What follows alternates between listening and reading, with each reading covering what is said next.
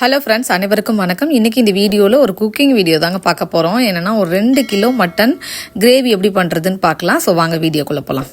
2 kilo மட்டனை wash பண்ணிவிட்டு குக்கரில் ஆட் பண்ணியிருக்கேங்க. அதுக்கு 1.5 டேபிள் ஸ்பூன் கிட்ட ஜிஞ்சர் கார்லிக் பேஸ்ட்டு, அடுத்து 1 டீஸ்பூன் அளவு சில்லி பவுடர், 1/4 டீஸ்பூன் அளவு மஞ்சத்தூள் சேர்த்துட்டு இந்த மட்டனுக்கு தேவையான உப்பு சேர்த்துக்கலாம். இதெல்லாம் சேர்த்துட்டு சும்மா லைட்டாக கலந்து விட்டுட்டு இந்த மட்டன் வேகிற அளவுக்கு நம்ம தண்ணி சேர்த்துடலாம். அது மூழ்கிற அளவுக்கு தண்ணி சேர்த்தா போதும். இப்போ அதை மூடி போட்டுட்டு ஒரு 2 விசில் விட்டுக்கலாங்க. 2 விசில் விட்டால் போதுங்க. அதுக்கு மேலே விட்டீங்க அப்படின்னா குழஞ்சிரும்.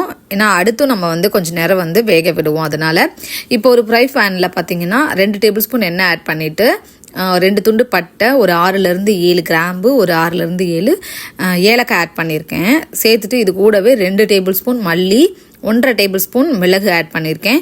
நீங்கள் மிளகு கம்மி பண்ணணும்னு நினச்சிங்கன்னா 1 டேபிள் ஸ்பூன் கூட ஆட் பண்ணிக்கோங்க, நல்லா தான் இருக்கும்.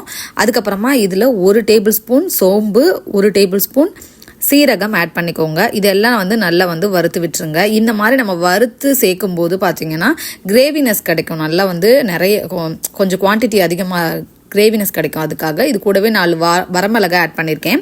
சேர்த்துட்டு வரமிளகாவும் நல்லா வறுத்ததுக்கு அப்புறமா ஒரு 3 மீடியம் சைஸ் வெங்காயம் கட் பண்ணி சேர்த்துருக்கேங்க. இதையும் எண்ணெய் கூடவே நல்லா வதக்கி விடுங்க. டோட்டலாக பார்த்தீங்கன்னா இதுக்கு ஒரு 5 மீடியம் சைஸ் வெங்காயம் தேவைப்படும். கொஞ்சமாக ஒரு கைப்பிடி அளவு கருவேப்பிலை ஆட் பண்ணியிருக்கேன். அதையும் சேர்த்துட்டு நல்லா வதக்கி விட்டுருங்க. இதெல்லாம் நல்லா வதங்கட்டும். வதங்கினதுக்கு அப்புறமா இதில் நம்ம தேங்காய் மட்டும் ஆட் பண்ணணும். தேங்காவும் முந்திரியும் ஆட் பண்ணணும். ஸோ நம்ம வதங்கினதுக்கு அப்புறம் பார்க்கலாம்.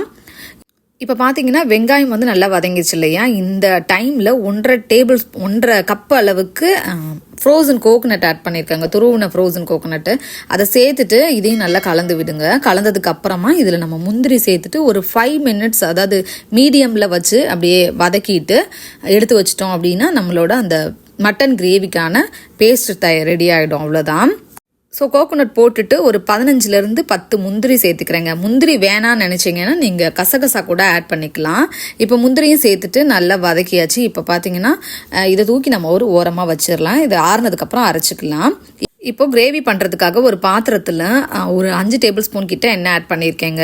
எண்ணெய் காஞ்சதுக்கு அப்புறமா இதில் பட்டை, கிராம்பு, ஏலக்காய், அந்த பிரியாணி இலை இதெல்லாம் ஆட் பண்ணிக்கோங்க. ஆட் பண்ணிவிட்டு இப்போ நம்ம ஒரு ஆனியன் சேர்க்கணும். அதாவது உங்ககிட்ட சின்ன வெங்காயம் கிடச்சதுன்னா நீங்கள் சின்ன வெங்காயம் சேர்த்துக்கோங்க.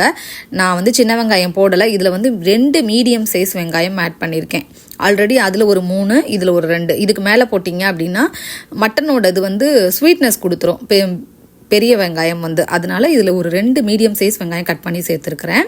வெங்காயம் இந்த அளவுக்கு நல்ல பொன்னிறமாக வதங்கினதுக்கு அப்புறமா இஞ்சி பூண்டு விழுது 1.5 டேபிள் ஸ்பூன் கிட்ட ஆட் பண்ணியிருக்கேன். இதையும் சேர்த்து நல்லா கலந்து விட்டுருங்க. இது நல்லா கலந்ததுக்கு அப்புறமா ஒரு 3 மீடியம் சைஸ் தக்காளி எடுத்திருக்கேங்க. தக்காளி ரொம்ப புளிப்பாக சேர்த்திங்க அப்படின்னாலும் புளிப்பு கொடுத்துரும். ஸோ அதனால புளிப்பாக தெரிஞ்ச தக்காளியாக இருந்ததுன்னா அதுக்கேற்ற மாதிரி நீங்கள் ஆட் பண்ணிக்கோங்க. இப்போ 3 தக்காளி சேர்த்தாச்சு. இதெல்லாம் நல்லா வதங்குறதுக்காக என்ன பண்ணோன்னா ஒரு மூடி போட்டுட்டு ஒரு 5 மினிட்ஸ் கழிச்சு நம்ம பார்க்கலாம். இப்போ ஒரு 5 மினிட்ஸ் ஆகிடுக்குங்க. ஓப்பன் பண்ணி பார்க்கலாம். தக்காளி நல்லா மசிஞ்சிருச்சு. இப்போ கரண்டி வச்சே நல்லா மசிச்சு விட்டுறேன். மசிச்சு விட்டதுக்கு அப்புறமா நம்ம ஸ்பைசஸ் எல்லாம் ஆட் பண்ணிக்கலாம். இப்போ தக்காளி எல்லாம் நல்லா மசிஞ்சிருச்சு இல்லையா? இப்போ ஸ்பைசஸ் ஆட் பண்ணிக்கலாங்க. Kashmiri chilli powder 1 table spoon, normal chilli powder 1 table spoon. உங்களுக்கு ஆப்ஷனல் தான். அந்த சில்லி பவுடர் வேணான்னா கூட நீங்கள் ஸ்கிப் பண்ணிக்கலாம். காஷ்மீரி சில்லி பவுடர் சேர்த்தோம் அப்படின்னா நல்ல கலர் கொடுக்கும். அதனால அதுக்கப்புறமா 1/2 டீஸ்பூன் மஞ்சத்தூள், 2 டேபிள் ஸ்பூன் மல்லித்தூள், 1 table spoon garam masala add பண்ணியிருக்கேன். நல்லா இதெல்லாம் அந்த மாதிரி கோட் ஆகிற மாதிரி கலந்து விட்டுருங்க.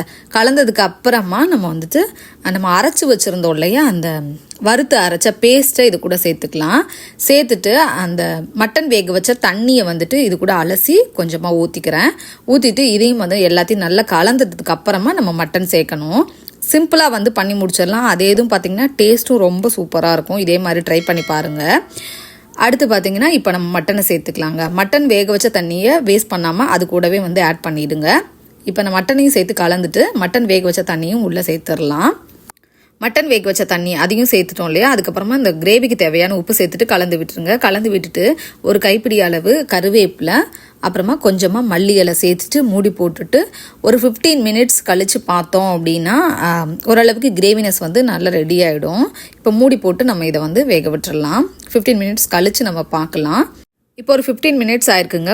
கிரேவி வந்து நல்லா கொதிச்சிட்ருக்கு. இந்த ஸ்டேஜில் கூட நீங்கள் அடுப்பை ஆஃப் பண்ணிக்கலாம். உங்களுக்கு இந்த மாதிரி கொஞ்சம் தண்ணியாக குழம்பு மாதிரி தேவைப்பட்டதுன்னா கூட நான் வந்து இன்னும் கொஞ்சம் கிரேவி வந்து கொஞ்சம் திக்காகிற வரைக்கும் விடலாம் அப்படின்னு சொல்லிட்டு இப்போ என்னென்னா கலந்து விட்டுட்டு இன்னும் ஒரு மூடி போட்டு மீடியமில், அதாவது கொஞ்சம் லோவில் வச்சுட்டு ஒரு 10 மினிட்ஸ்க்கு அப்புறமா பார்க்கலாம். இப்போ ஒரு 10 மினிட்ஸ் ஆகிடுச்சுங்க. நான் உங்களுக்கு ஓப்பன் பண்ணி காட்டுறேன். எண்ணெல்லாம் பிரிஞ்சு நல்லா மேலே வந்துருச்சு பாருங்கள். இந்த ஸ்டேஜில் நம்ம மல்லி இலை போட்டுட்டு அடுப்பை ஆஃப் பண்ணிடலாங்க. இந்த கிரேவி ரைஸு, சப்பாத்தி, எதுக்குனாலுமே சைட் டிஷ்ஷு சூப்பராக இருக்கும். ட்ரை பண்ணி பாருங்கள். இதே மாதிரி இதே அளவோட பர்ஃபெக்டாக வரும். இதை வந்து கலந்து விட்டுட்டு நான் வந்து இது கூட கொஞ்சமாக மல்லி இலை போட்டுட்டு அடுப்பை ஆஃப் பண்ணிவிட்டு ஓரமாக தூக்கி வைக்க போகிறேன். ஸோ இதே ரெசிபியை நீங்களும் உங்கள் வீட்டில் ட்ரை பண்ணி பாருங்கள். ட்ரை பண்ணிவிட்டு எப்படி இருந்துச்சு அப்படிங்கிறத கமெண்ட் செக்ஷனில் மறக்காமல் கமெண்ட் பண்ணுங்கள். ஸோ இந்த வீடியோ உங்களுக்கு பிடிச்சிருக்கும்னு நினைக்கிறேன். பிடிச்சிருந்துச்சு அப்படின்னா சேனலுக்கு சப்ஸ்கிரைப் பண்ணி பெல் ஐக்கான் கிளிக் பண்ணிக்கோங்க. அப்போ தான் நாங்கள் போடுற வீடியோஸ் எல்லாம் நோட்டிஃபிகேஷனாக வரும். உங்கள் ஃப்ரெண்ட்ஸ் அண்ட் ஃபேமிலி எல்லாருக்கும் ஷேர் பண்ணி விடுங்க. நெக்ஸ்ட் வீடியோவில் பார்க்கலாம். பாய்.